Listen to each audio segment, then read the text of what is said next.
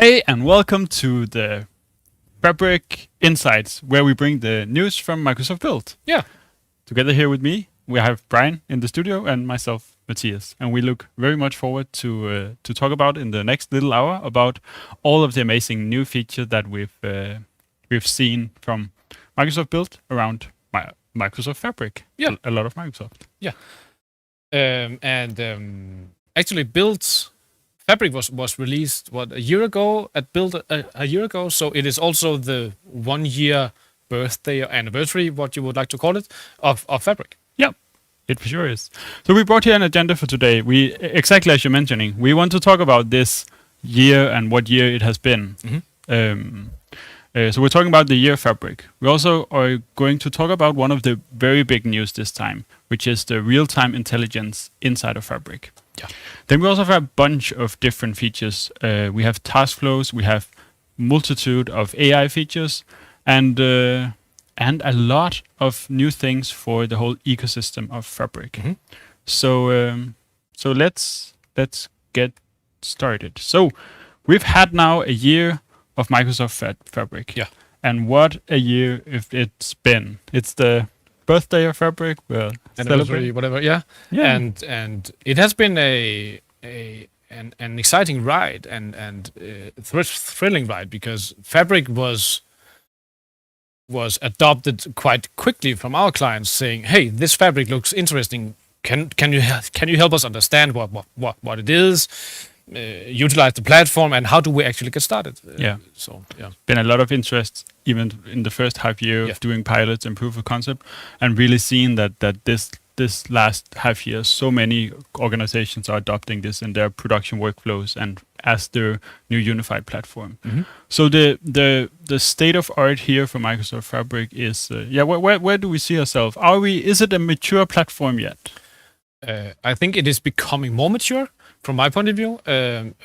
I still lack, but that is perhaps due to my nerdy approach to the SQL language. I still lack a few options in the SQL language world.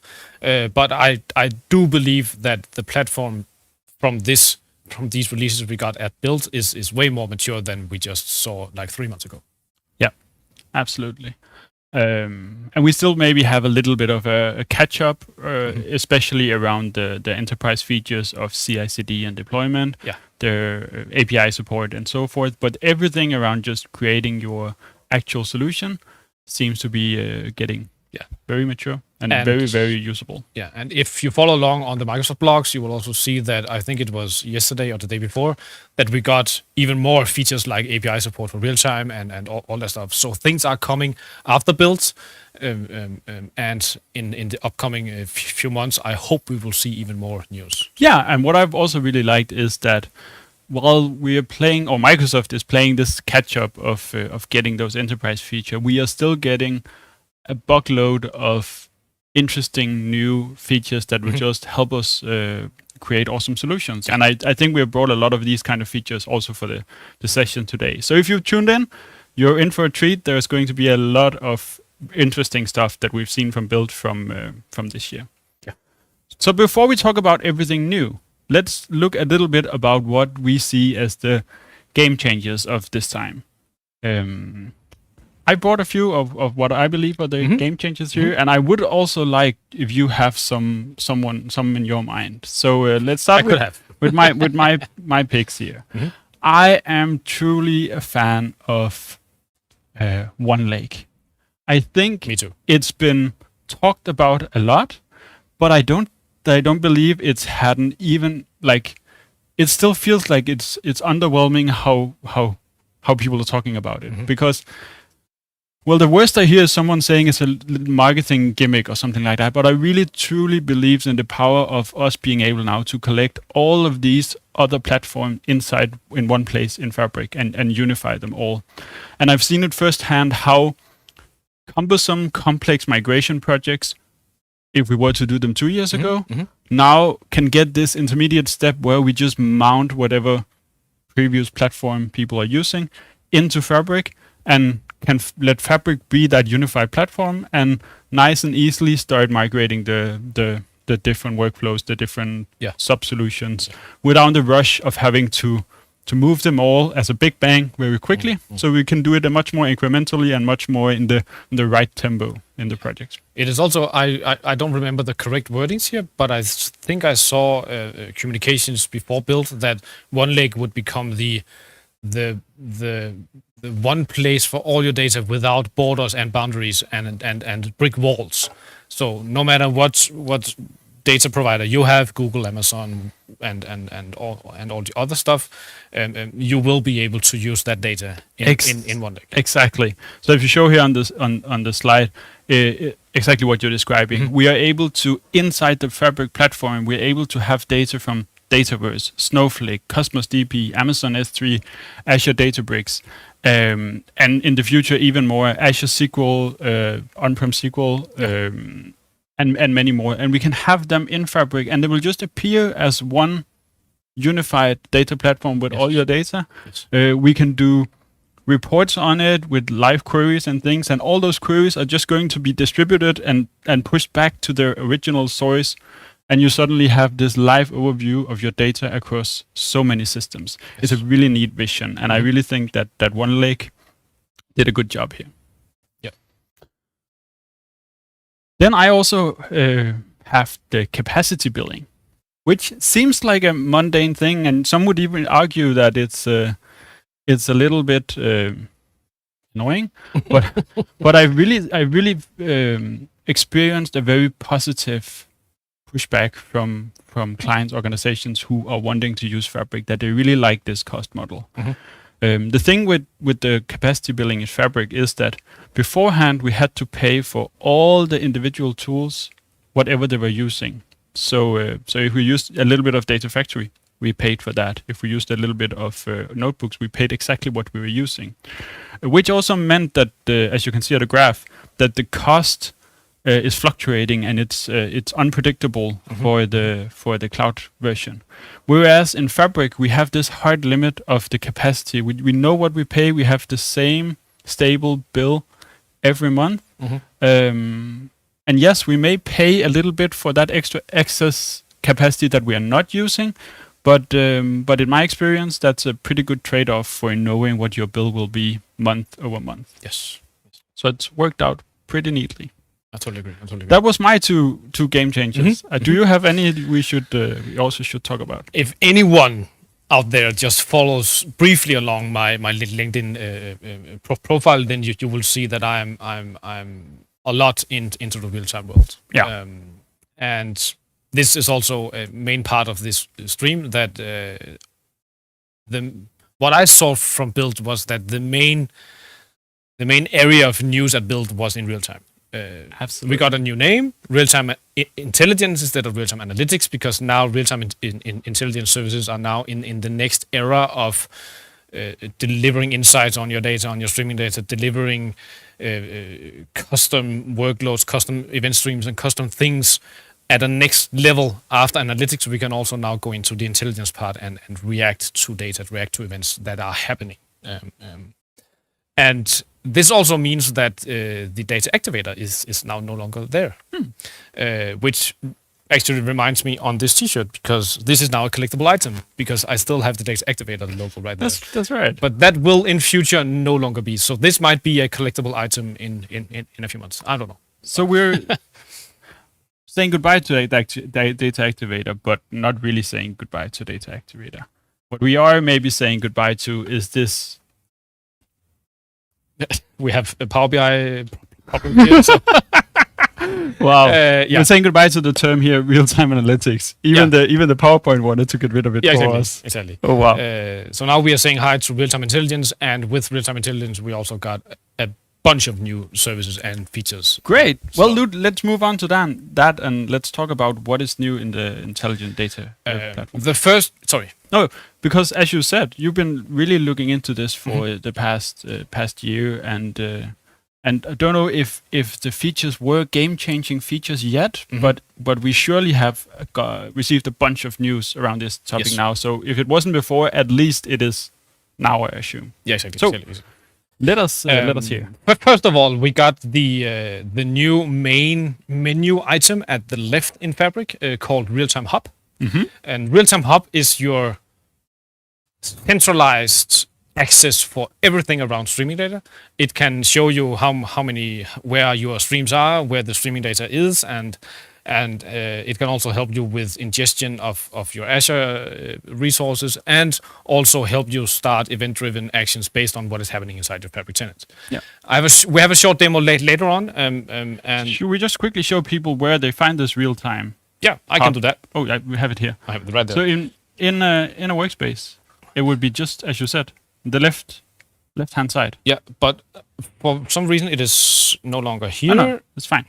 It's there. You got it. Oh, Mathias has it. Okay, there you go. It's on Mathias' screen. It is real-time hub at the left, and the icon here actually tells a story around the name. I was at a live stream on Friday with Devang from the Microsoft team, and he told me that this wave lookalike icon actually comes from the working title of real-time hub called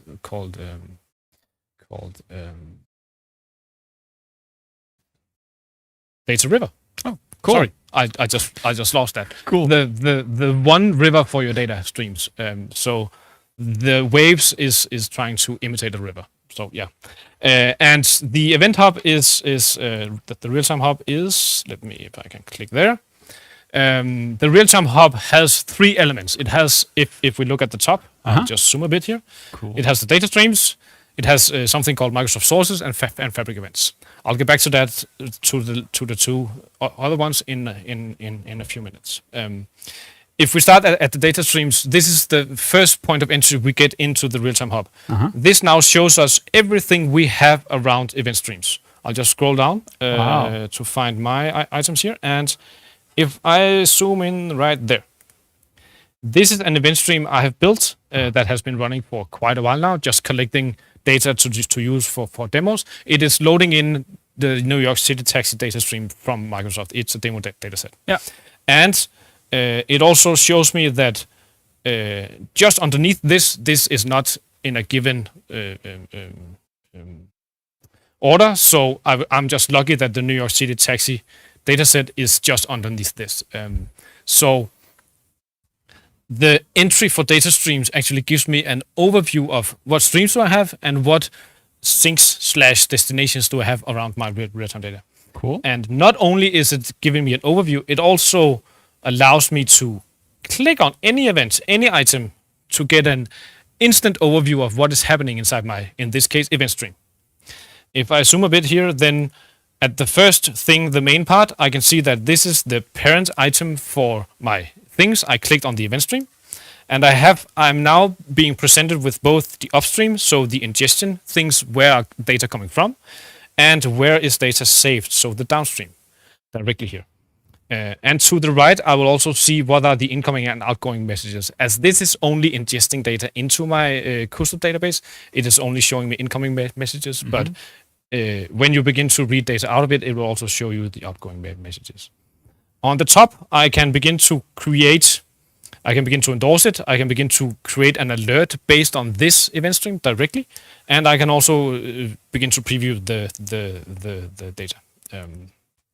If I open any other, like a data set, I'll see more or less the same thing, but without the upstream, downstream things, because this is the last thing. This is the parent. But what I will get when I get to a specific table, in the right-hand side, I'll get the metadata from that table. What are we talking about here? So we have the real-time hub giving us an overview of everything we have. Yeah. For real-time data streams. Yes, and exactly. dig into each of them. Yeah. And see what they do and metadata on them. Yeah. And I remember on the last Fabric Frenzy streams you and I made, you showed us how to ingest live data from an Azure SQL database. Right. How do we do that? How do we tap into the change data capture? Yeah. With the CDC connector and the mirroring. This is actually where Microsoft and the real-time hub is now also helping us. Oh. If I go to the Microsoft sources, you will see here all the resources from the Azure tenant that I have access to that are real-time capable. Yeah. So because the mirroring are actually a real-time connection. your exactly. database. Yes, I get a bit of glare here, so I need to. There you go. If I just may, I use your metadata database. Yes, Great. I hope. This is this is an example of Mathias has a metadata database in Azure that I have access to for some reason. And if I click this icon directly from the event hub, the real-time hub, I can now configure the CDC collection of that data into my real-time database if I need that. This is a help to actually generate an event stream. Yeah. Quite easily with a few mouse clicks, I can generate the event stream to begin to gather the data from your CDC on this Azure SQL DB. So quite awesome. Nice. Yes. Let me cancel this one if I can. There you go. Just cancel. So the last thing I would like to show you is the Fabric events. When we were introduced to Synapse Analytics, we got the possibility to start a pipeline based on a file being stored in a blob storage. Sure. And we all asked Microsoft, "Hey, how can we do this in Fabric?" Yep. And they would just say, "Just wait." But now we don't have to wait anymore. Nice. Now we can start any process in Fabric based on what is happening in a blob storage. So if I click the blob storage event to the right, you will see, and this is only the initial load, you will see all the things that I can now react to. I can see if a blob is created, if a blob is deleted, blob renamed, and so forth and so forth and so forth. So everything that is happening inside an Azure blob storage, I can now listen to as an event trigger and start another. React to it. I can set an alert and I can create some action based on this happening. And if I want to see what kind of information that I can get out of these events, I can just unfold them and I can see all the metadata. That has so many use cases. Yes. But I think for the average user, it can be hard to even grasp what we could do with this because it's so flexible. Do you have any ideas of clear-cut use cases? It could be, if I may just also introduce, they've also released things for Fabric workspace items. So when an item is created, deleted, failed, and so forth, I can also react to this. So this is a completely new thing that I can now begin to start processes based on what is happening inside my Fabric tenant or Fabric workspaces. Use cases for this could be governance. Yeah. How can I govern my Fabric workspaces?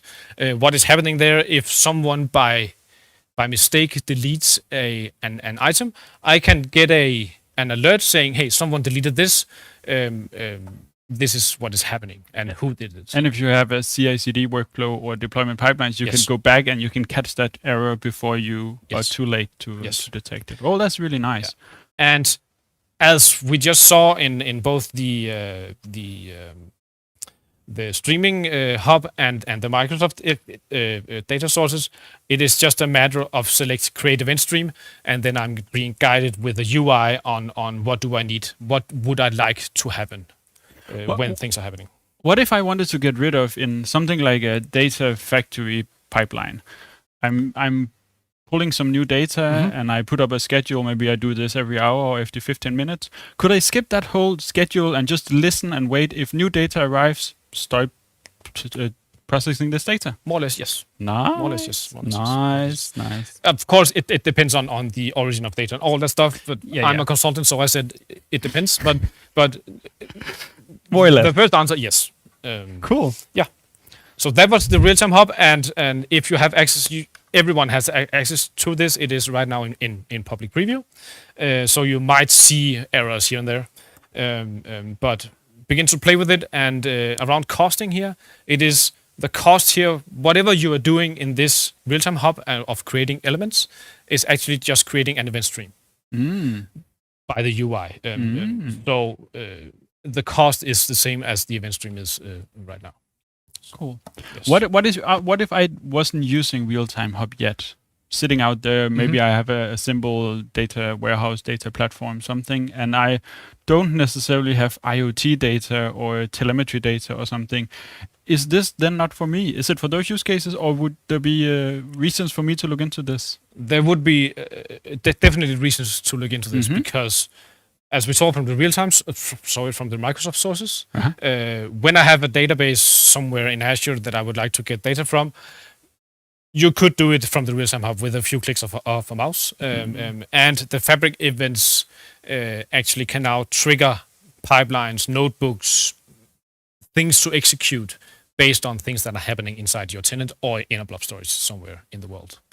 So I truly believe, even though you don't have IoT telemetry on all that type of data, look into the real-time hub. That is also why it is a main part of the left menu item, because it is for everyone to use, even though you are not a candidate of telemetry and IoT devices.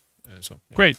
So if I want to do something quicker than every day or every hour, something that is reacting in real time, this is for me. Yes, this is. And who wouldn't want that? Exactly. Actually. So this is I see this as a huge addition to the Fabric universe after this Absolutely this release. So what else do we have on the slides? Yes, this is the one. We also got a lot of new updates around existing things in real time. We got real time dashboards. Cool. Real-time dashboards is a new option to visualize your data based on the real-time data that you have. So if you have ever worked with real-time, you know that you need to write the KQL, the custom query language statements, in order to select your data and work with it. Every KQL statement can now be, the resource set from that can now be translated into a visual and placed on a standardized dashboard inside Fabric. Nice. And they will update whenever new data comes in. We get updated event streams. I'll show you that in just a few seconds. The real-time hub, we went through that. And we got a new Copilot. Of course, we got Copilot. Copilot everywhere. Yeah, Copilot everywhere. If you have trouble writing your KQL query sets, your select statements, and all that stuff, you can now get help directly from Copilot if you have an F64 capacity or above. We also got the event house. The event house is, when I tell this to people that haven't worked with KQL before or are great at SQL, then I tell them, look at Event House as the server for your databases. In Fabric, we have KQL databases and KQL databases and KQL databases, but now we can consolidate those databases in an Event House. And when databases are part of an Event House, they can talk to each other. Great. I was just about to ask, what do they actually benefit from being part of this virtual server? But they can actually now talk to each other quite easily. So you can do cross-database selections and ingestions. And I don't think we can reach that part today, but imagine that you have 3 databases and you would like to do medallion architecture in real time. Then with the event house, and if those databases are in the same event house, you can now, within a few milliseconds, modify, translate, transcribe, and all that stuff with your data that you're used to between your bronze, silver, and gold layer within a few milliseconds through the event house. That is awesome. Cool. Yeah, that's awesome. So, if I may, I would like to show you some of the things around the updated event streams. Yes, you may. Absolutely. Great. I have a workspace right here, and let me just create a new event stream. Event stream right there. When I create a new event stream, I'm actually prompted to, do you want the enhanced capabilities? We want the enhanced capabilities. I always want the new things. So I would always say yes. Enhanced capabilities. And enhanced capabilities is currently in preview, and it is enabling you to scale up, scale down, manipulate, and govern your event streams in a whole new way. Cool. So let me just do that. Help me follow along here. So what are we trying to achieve with what you're showing us now? What's the end goal here? I am trying to show you what event streams can, and also how easy it actually is to collect data from a data source and to manipulate that to whatever need you have. Great. So you'll show us with the click of a mouse. Collect data and transform it, but not in the batch way, not in the typical way. In the streaming way. In the streaming so way. when a record arrives, within a few milliseconds, I'll have that in my sync somewhere in the world. Nice. Yeah. Looking forward to it. Yeah. So this usually takes a few seconds to spin up a new event stream. So right now you'll just see a white screen. Right now it's loading. What's happening behind the scene is everything in Fabric is based on a standardized Azure service. Mm-hmm. I think it is probably known, but also you know that now. And underneath event streams, we have Event Hub, we have streaming Analytics? streaming analytics. Thank you, and other services to support whatever things you're doing in Fabric. Mhm. And in event streams, we have Event Hub and streaming analytics. This is the new look and feel for event streams, and I would like to create a new resource. This is also brand new, so I can now get data from Kafka, from Confluent Kafka. Nice. I can get data from. Let me see if I can find it. There is more. The UI is changing every day, so there you go. So we have Kinesis as well. Yeah, Or we have. Kinesis? So I can't scroll. There you go. We have Amazon Kinesis. We have Confluent. We have Mm-hmm. Google Cloud pops up and so forth and so forth. So, Mm-hmm. but for this easy peasy, I will just connect to the demo databases. If I can, it is no longer there. Demo databases are gone. It is fine. So let me just. We're talking too much. It seems like your event stream just idled. Yeah, because we're not doing stuff. I just selected an Azure SQL, and I will now create a new connection. Nice. Okay, this will take too long time in order for this demo to work, so bear with me, and I will just show you Put it in this the one. oven and it's already ready. Come on.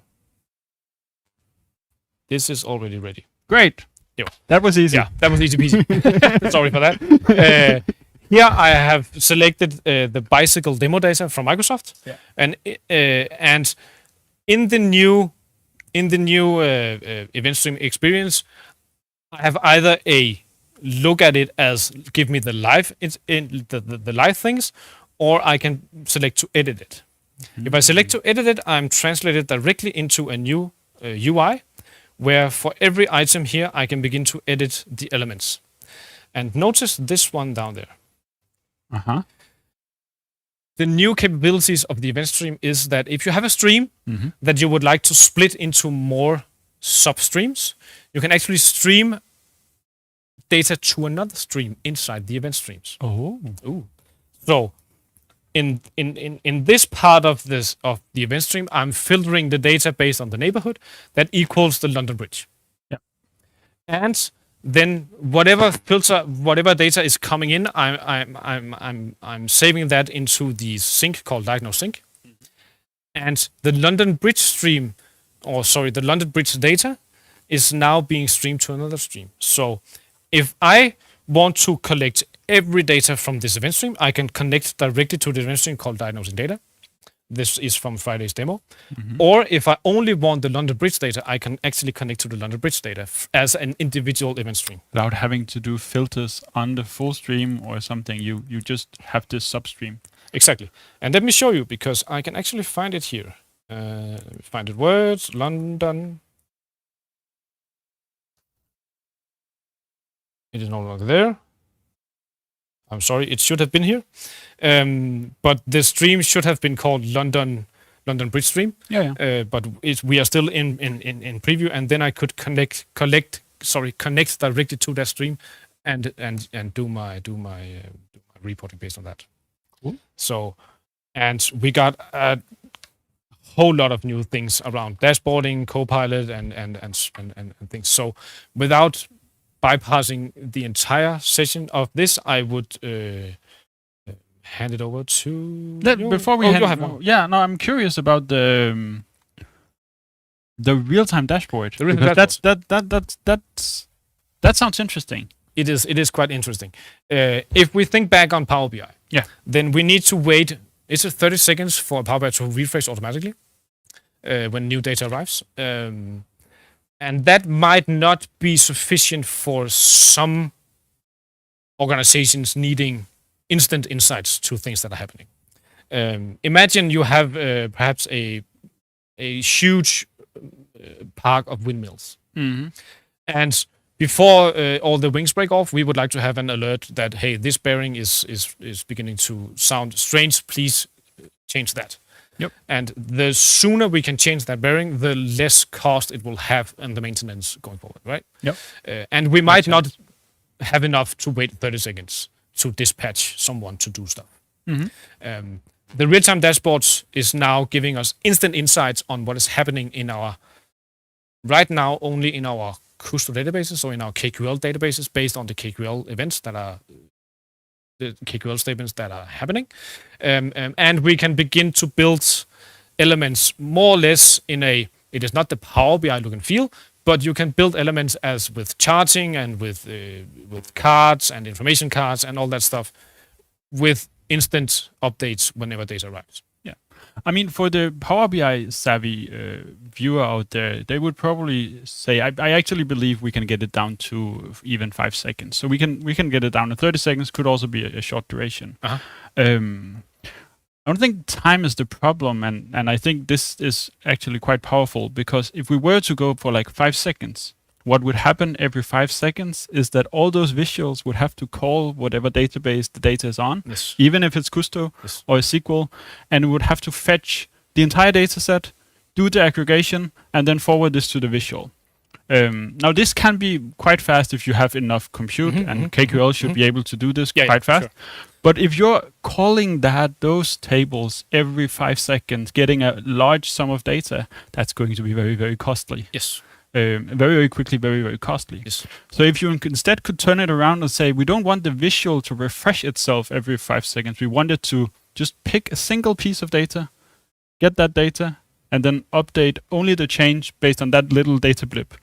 Well, that would be ideal. And I believe this is what we are having here with the real-time dashboard. It's actually a real-time architecture behind it. Exactly. It is based on the KQL engine and the event streams and what is happening there to update. So the big question is, why do we need a new reporting tool in Fabric and not just use the reporting tool we already have in Power BI? Do you have a good answer? I'm not even sure Microsoft has one.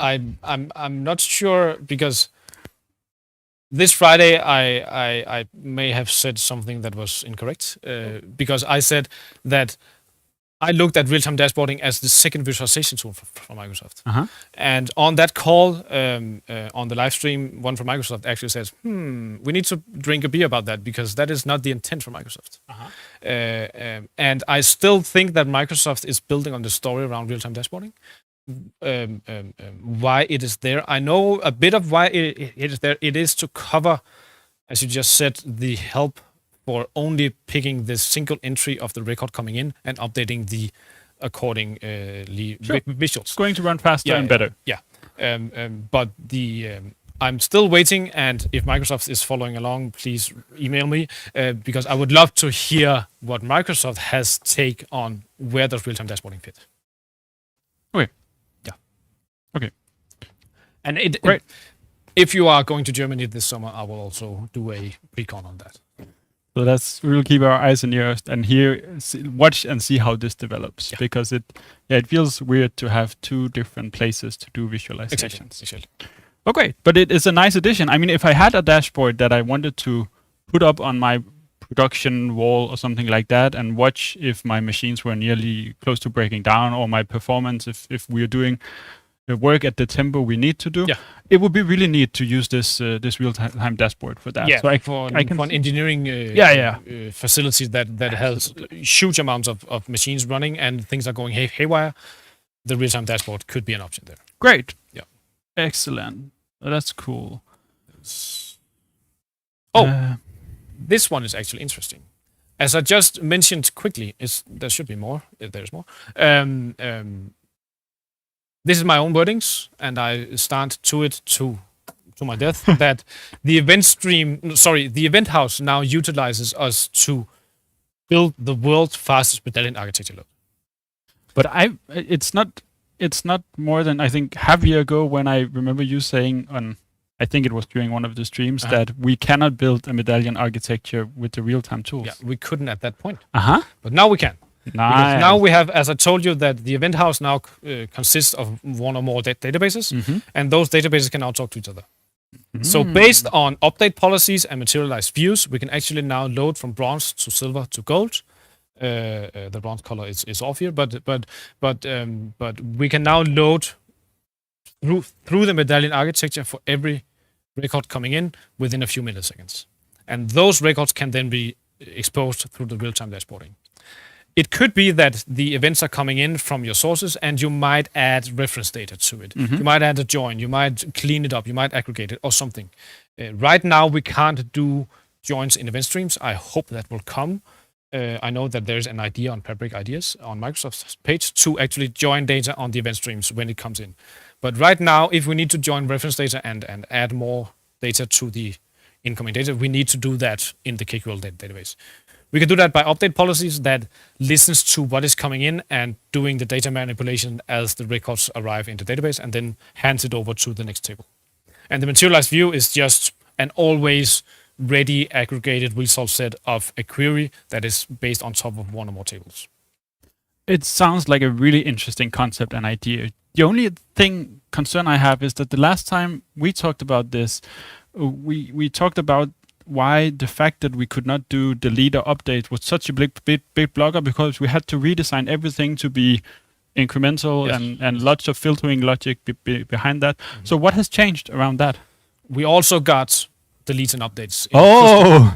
So yes, okay. We also got the possibility to delete records that are coming into our KQL database, and we also got possibilities to do updates. Well, that makes sense. That changes everything. Yeah, but please don't use the real-time analytics to build your corporate data warehouse, because then you won't have enough money in the world. Okay. But build it to whatever needs you have to get real-time insights into your data set. Great. So we're talking about smaller niche, It could be bigger. Yeah. It could but be specific use cases. Yes, specific use cases, and the data size could be huge. It could be an F1 Formula 1 car that streams telemetry into a server, and then you have real-time dashboards to make sure that the oil temperature and all that stuff is okay. That is a huge amount of data there. Or it could be an airport trying to manipulate where people are walking and going. That could also be used for real-time. Again, huge amounts of data volumes there. But the corporate, business-wise, Power BI reporting, look and feel, and so forth, it is not the real-time way to go. So interesting. Yeah. Well, thank you for a quick rundown into all the new things about real-time, and it does really look like it's becoming a mature offering that is very, very capable. And we have not even touched upon everything that has happened in real-time after build. So more things are coming and has come. Yesterday or the day before, as I mentioned, we just got APIs to create databases and tables in Fabric in real-time intelligence. So yeah. And we've had the chance to also try out this tool with some of our clients. We have examples of clients who are using it, actually like you're describing, for their core medallion architecture to do real-time reporting. Yes. We're doing a big EU-funded project on using it for sustainability and to actually save companies monies on their production while also doing something good for the environment. So this is not just, I would call it not just a hype, it actually has very valid use cases around there in the world. So very, very nice. Let's talk about task flows, the next big thing. And task flows is interesting because when I first saw this, my initial opinion, do you remember what I said at the time? Why it is there and why not just use folders? Exactly. What do we even have to use this for? And I was a little bit hesitant on trying it out. And I actually think you need to sell this to me because I'm not. What is this? I can try. I can try. Thank you. It's hard because I didn't myself recognize the value before I started using it. Okay. So the thing is, I was building a little solution to do monitoring of Power BI itself and Fabric, checking workspaces and ownership of workspaces and what workspaces were hosted by which capacity. Simple monitoring stuff. Put together a little solution And then I figured, let me just try to put a task flow around it to help demonstrate for the client what exactly does the solution do, how does it work, whatever, and see how long time that took. So to my surprise, as you see here, I set up a few boxes of getting data, a monitor hub, and reporting. So I can't, sorry. And added items to each of them. Yeah.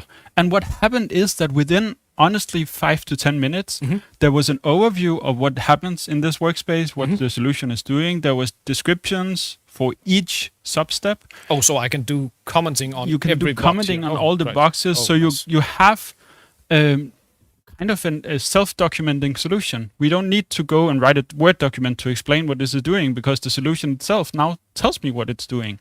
And more than that, as you see on the artifact list in the bottom, each of the actual tools that we use, the pipelines, the lakehouse, the data set, and the report, they are also tagged with what task they belong to. So when I go... This one there. Yeah, so when I go into this solution, I can very quickly get an overview of what everything is doing, in what relation is doing it, and I can focus in on a specific subtask. Okay. So it's a great helper to get an overview of solution, even though it technically doesn't do anything. Yeah, it's just an abstraction level on top of all your items. Yes, it's and this is somewhat simple. So you have a get data, you have a monitor hub, and then you have some reporting. Can I add more complex task flows? I'm glad you're asking. We didn't even script this, so I'm just... Let's jump into a demo here where I prepared a more complex workflow than this very simple solution. So as you can see here, I'm going to zoom a little bit in for you guys. We have something here where we're collecting high volume data together with low volume data. Yeah. So high volume would be pipelines or streaming. Low volume would be maybe data flows or data dumps in CSV or something. Bronze data, processing of the data. Silver, further transformations. Golden, and then finally serving to machine learning and data visualization. A big complex set of things. And I can actually even say I want to start from scratch. So if this is not what I wanted to do, I could go and say, well, we're going to delete this. This is not what we wanted to do. Gone. Oh. So I create a new thing. Where's my button? There. And I can get some inspiration here. So the UI is not to create a new one in the top left, but to click the green one. Yeah. Okay, great. Got it. So I can get some starting. I could do my general solution where I just to go from scratch and add activities, but I can also be inspired by something that already exists. So let's say we want to do some complex Lambda architecture with real-time data.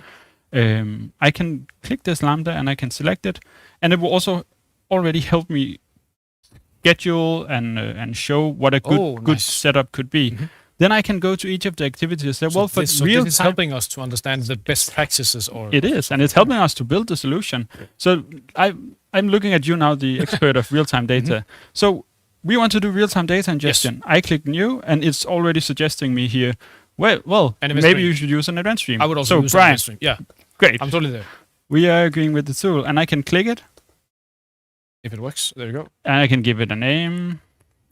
And we can use enhanced capabilities. Yes. Yay.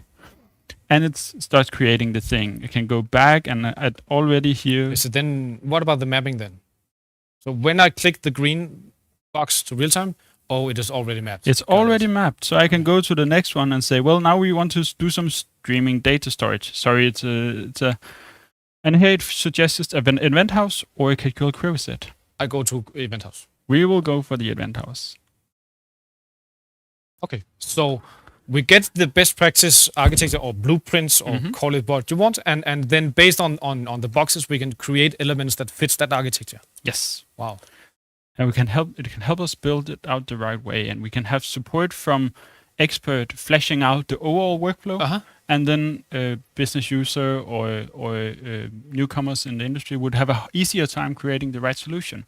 But maybe even more importantly, we can start having also templates for organization. If we have a new solution for onboarding a new acquired company or something, sure. We can give it. This is the template. You should design your data platform like this. Please follow the structure, and you have this as guidance too. Okay, expert question. Perhaps I'm not trying to toss you under the bus here, but can I do a task flow based on a task flow? So can I have a task flow that has the enterprise architecture level, and then inside every box I have another task flow? No. Okay. Not a possibility. I'm not speculating if it will be, but it's not part of the feature set we have now. Okay. But what you can do is that once you've added activities to all these boxes, you can actually also use it for organization. So if I wanted to dig into what components are inside my real-time ingest, I can click it and it will filter my components down here to be only those. Nice. And all of these steps has a description for name. It has a description for text, so we can explain what's going on in all of them. So. And finally, the whole solution as a whole, the workspace itself has also a description, which means it will be very easy to help whoever has to take over this solution, explain what does the solution do, what are the components inside of it, what are the individual artifacts we're using within each component, and why are they there. And everything is, as we talked about, documented. So if I look at real-time ingest, it will show the description, the header, but it will also show the actual elements inside. Okay, got it. Okay, got it. Yeah, sure. Yeah. So, and if this doesn't fit with what I want to do, I can always go and add my own thing. So I have the standard things like get data, store data, but I can also add a general one that I want to make my own thing, which could be its own name. It could be like I don't know, documentation or something. Catch data. This doesn't mean anything. I'm just writing something, and I can add item to this as well, and I can even drag and drop. And let me zoom in. Also add connectors, and we can also add it as part of the flow here. There you go. Suddenly we have mapped a change to the flow. We can also start from scratch and not follow a template, just create our own flow. So it's a very, very neat addition. Helps create more coherent solutions. Is there a Copilot help to get the descriptions in the tasks? Not yet, but it's a really good suggestion. I myself, when I tried it out, I immediately went and took a screenshot of the page and said, "This is my solution. These are the artifact. This is the task flow. This is the activity I'm talking about." And I sent that screenshot to Copilot and said, "Copilot, help me make a description for this step of the solution." And I got something back. Great. So I know for a fact that it would help. It helps to create this description with AI. We don't have the capability. We need to manually copy and paste back. So Microsoft, if you are listening, perhaps add Copilot to TaskFlow. Would be nice. Yeah. Would be nice. Speaking of which, Copilot AI. Let's talk about the new AI features in Fabric. Yeah, because is it becoming easier or harder to work with AI in Fabric? Easier. Leading question. Okay, got it. We are further than we've ever been before. AI everywhere. Nice. So AI, we said it earlier. AI everywhere. You added AI to the real-time intelligence. We've added, or not we've. Microsoft has added Copilot to the warehouse. Yes. And actually finished adding it to everything. But before we talk about Copilot, I would talk about something I find even more interesting, which is the new AI skills.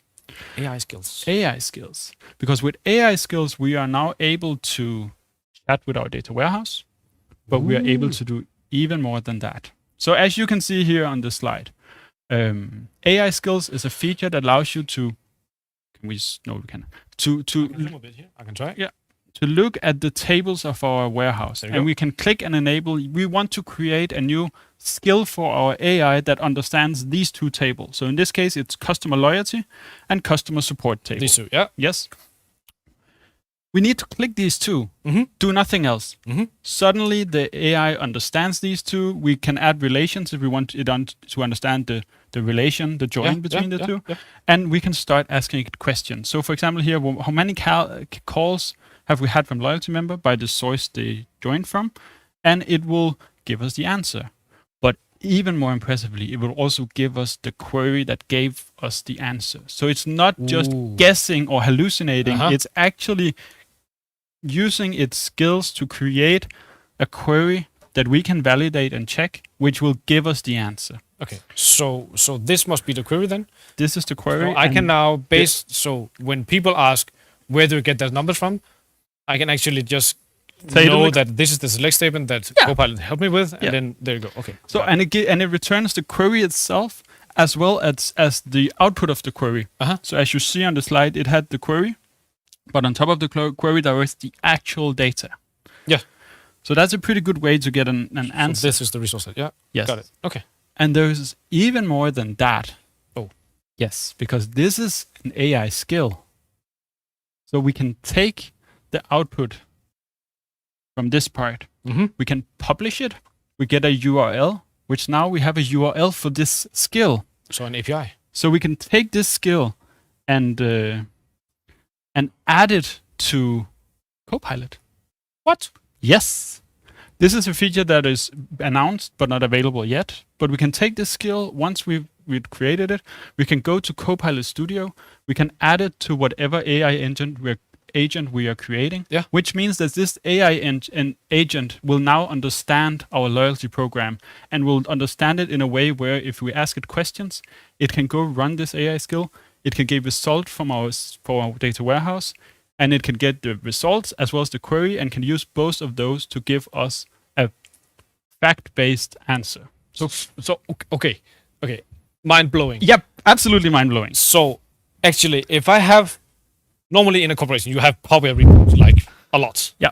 And even though you have hundreds and hundreds of reports, there's always these questions that are not answered. Yep. So based on this, if I have enough AI skills in my Fabric universe, I can actually now begin to chat with my data and get the answers to those questions Based that on I facts. have. Based on the facts. Based on your data, yes. And even more than that, if it feels like complex for you to go create an agent in Copilot, which I think everyone should explore doing because it's so powerful. But anyhow, that can be complex. Just wait for Microsoft to make the feature here where you can add the AI skill directly to Office 365 Copilot, which means that you don't need to go further than Teams. Find that Copilot tab, ask it questions. So based on our data and of our loyalty programs, which kind of members are dropping out mostly based on our last communication with them. And you will get an answer, and the Copilot will not guess or hallucinate. It will go and fetch your actual data from your data warehouse using the AI skill and give you a fact-based answer. Based on your own data. And fact-based answers, it's such a mind-blowing thing because a lot of hype has been around AI agents, large language models, and so far. But their biggest weakness is that they are not fact-based. They're guessing. If you want to use it to predict some numbers, it will take a guess. Not much more valid guess than if you asked your 6-year-old or 7-year-old to take a guess based on this number. I mean, maybe a little bit, but it's not fact-based. It's guess-based. It's statistics-based. Yeah. With skills, it becomes fact-based, and you can track it down to what actual data it used to give you the answer based on queries to a SQL data warehouse. And okay, so this also demands, and this demand has always been there, but it also demands for the people asking the questions to actually know how to ask the right questions. And this has been a problem like since we got data, because then we got requests from the business. I want this number, and then they got a number and say, no, that's not the one. I want this number. Yes, so they need to know something about it. But this is a great question, and this is a neat extra feature. If we can zoom in on the model behavior part, you can see it's to the right. There's actually a notes for the model. This one, yeah? Yes. So if you, for example, want to tell the model that in our organizations, we usually don't use the term revenue. Instead, we call it cash performance or whatever weird scenario. You can actually tell the model if someone is asking about this is related to this kind of data. So you can actually help the model understand the questions it may be asked. Okay. All part of this simple setup. And all you need to do here is 2 clicks, perhaps write a note for the model, deploy your AI skill, and then you have your skill. And then get your M365 admin Copilot something to add that skill to Copilot. That's a feature we don't have yet. Yeah, but it is on the roadmap. It's been demonstrated. It will come. So right now we can start creating the AI skills. We can use them here in the UI. We can use it with Copilot Studio, and we will in the future be able to just embed it into our Office 365 Copilot, so everyone in the organization can ask its skills and utilize our data much better. So honestly, for me, this is the pivotal moment. I've had a lukewarm feeling about the use of LLMs in data. I mean, large language models. Yes, AI models. Yes. Had to do a lot of work preparing the data, feeding it through APIs, getting results, fine-tuned, prompt engineering, chain of thoughts. There's so many concepts to fix to make this work. And sure, those are still applicable if you have complex cases. But here we have such an easy way to let the AIs, the generative AIs, speak on behalf of our data and actually use our data for the answers. I think this is groundbreaking. Yeah. It's game-changing. Yeah. And on top of that, so that was the AI skills. On top of that, like we talked about, Copilot is now part of every Fabric experience. So in the data factory, in the warehouse, in data science, real-time intelligence, and Power BI, we have Copilot everywhere helping us do our work better and faster. And later on in the time period from the releases at Microsoft, the connection between these 5 Copilots and the Copilot in Teams, we get that connection later on. Great. So definitely AI everywhere. And if that wasn't enough, we also have a huge focus from Microsoft on their whole ecosystem. So they partnered up with Databricks, with Snowflake, and with Adobe, and they really made Fabric that one platform to host and collaborate with those others. But they did a lot more than that. They also realized that if Fabric really needs to shine as the operation system for your data, as that one unified platform, Microsoft themselves is a bottleneck. They cannot keep up with all the wants that people have around data quality systems, about process mapping, about so many other things. But what they can do, and what Microsoft do best, is open up the platform for partners to start developing tools. So they now opened up Fabric for all sorts of partners to make their own tools inside of Fabric. Wow.